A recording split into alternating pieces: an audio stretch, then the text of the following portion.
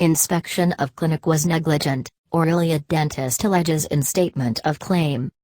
Health unit probe caused inordinately substantial damage to Joe Philip, says court document. Health unit says new matter will be vehemently defended. Monday, Dr. Joe Philip issued a press release announcing he has filed a $10 million lawsuit against the Simcoe Muskoka District Health Unit, SMTU, due to the groundless and unprecedented attack on the reputation of his practice. In that press release, he stated, "I've dedicated my professional life to the health and well-being of children from all walks of life and a wide range of needs. I would never do anything that put patient safety at risk and was shocked when the SMTU chose to destroy my reputation and my practice for exercising my rights to appeal their factually incorrect orders," Dr. Philip said.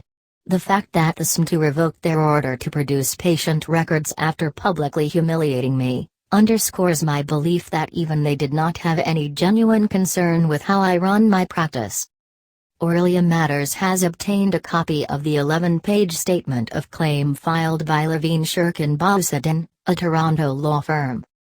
According to the statement of claim, an inspector and public health nurse visited Philip's Wyandotte Street office December 11 without warning and notice to perform an inspection. The statement notes neither was a dentist nor has any experience working with a dental practice. Neither is a member of the Royal College of Dental Surgeons of Ontario, nor was any inspector from the college present that day or any subsequent inspection. The same two people from the health unit returned December 12 to carry out a further inspection, at which time they made certain comments regarding potential improvements to some of the practices they did not feel were in accordance with prevailing best practices. They did not identify any health hazard or dangerous situation to any staff member. On December 12, Philip was provided a letter from Dr. Colin Lee, the Associate Medical Officer of Health, noting the inspection was sparked by concerns from a member of the public.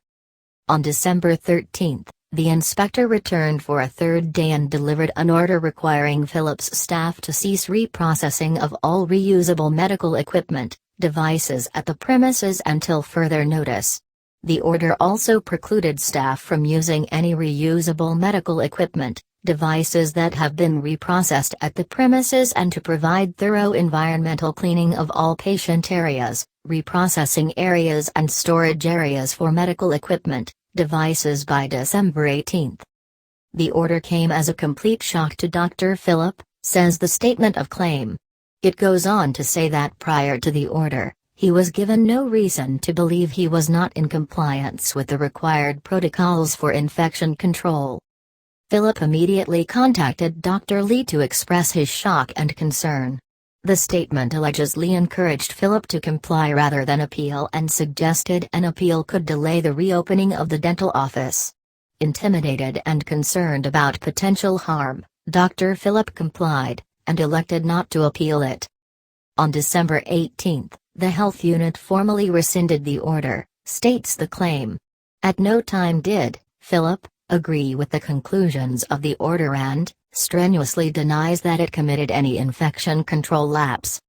After the order was issued, Lee advised Philip that the health unit wanted access to his entire patient list so they could contact each and every patient to notify them of an infection control lapse and encourage them to get tested for blood-borne viruses such as hepatitis B, hepatitis C and HIV.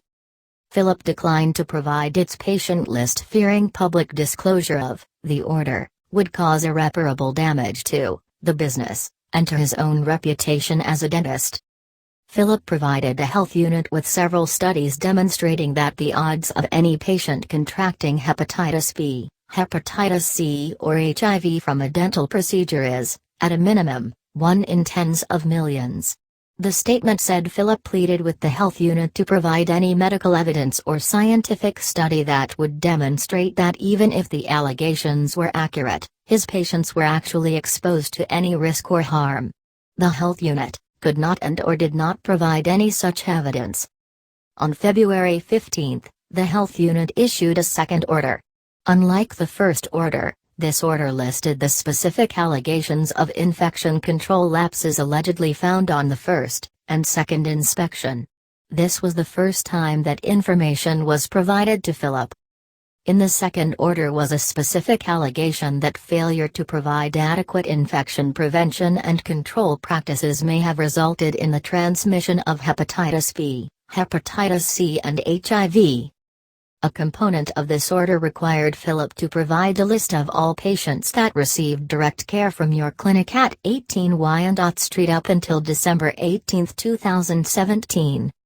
Philip was provided 15 days to appeal. Philip, through his lawyer, delivered a notice of intention to appeal the second order and seek a stay of the order. Notice was delivered the same day the second order was made, February 15. The Health Services Appeal and Review Board convened a phone pre-hearing February 20. The motion for a stay was scheduled for February 26 and its full appeal was slated for March 13. The day after the pre-hearing, the health unit formally rescinded the second order. However, they also took the step of disseminating a press release detailing the first order, the second order and the conclusions found therein to every medical professional within their jurisdiction and to several media outlets. The statement of claim alleges this move was specifically designed to usurp Philip's rights of appeal of the second order and to render the appeal functionally moot. Philip abandoned its appeal, given that the notification rendered the damage to its, and Dr. Philip's, reputation irrevocable, immeasurable and irreversible. On February 22, the health unit posted on its website a public health unit infection prevention and control lapse report that was also distributed to the college. The report and the media release became the subject of intense negative media coverage. According to the statement of claim, the conclusions contained in the lapse report and the foundation upon which the first order, second order and notification were made, are erroneous. There was no lapse in its infection prevention and control at any time. The statement alleges the inspection was performed negligently, leading to erroneous conclusions. The allegations in both orders, it states, are completely false. In addition, the statement says there is no provincial legislation that requires compliance with infection control best practices that would have justified the orders or notification. It also notes no patient has obtained or developed an infection of any kind as a result of a lapse. Philip, in the statement, says his office has, at all times complied with all standards required by the college and its related regulations and claims the inspection was sparked by a disgruntled former employee, not a patient. Philip says the health unit's actions have caused inordinately substantial damage to its business and reputation. It says a sanction for failure to allegedly abide by proper standards and practices for the prevention of infection is perhaps the most severe sanction to which a medical clinic can be subjected. The statement of claim alleges the health unit employed improperly trained and/or improperly qualified inspectors, conducted a negligent investigation, released the lapse report and notification despite the inaccurate and false information and failed to exercise its proper discretion in issuing the reports and notification. The allegations included in the statement of claim have not been proven in court. Dr. Charles Gardner, the health unit's medical officer of health, issued the following statement in the wake of the $10 million lawsuit.